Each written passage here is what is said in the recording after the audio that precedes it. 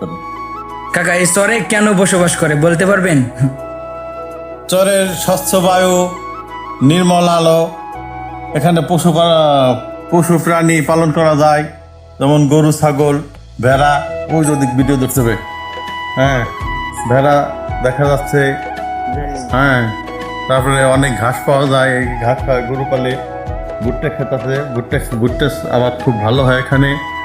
এইসব কারণে চরের লোকের পকেটে টাকা এসে যায়, এই জন্য মানুষ এখান থেকে চর ছাড়তে পারে না। হ্যাঁ, আর তাদের এই নদীমাতৃক জীবনযাত্রার কারণ হলো তারা এই নদীর মায়ায় পড়ে গেছে। হ্যাঁ, দীর্ঘ কয়েক পুরুষ ধরে বসবাস করতে করতে নদীর মায়া তারা ত্যাগ করতে পারে না। হ্যাঁ, এই পদ্মা মেঘনা যমুনা অববাহিকায় যারা বসবাস করে তারা পদ্মার মায়ায় জড়িয়ে থাকে।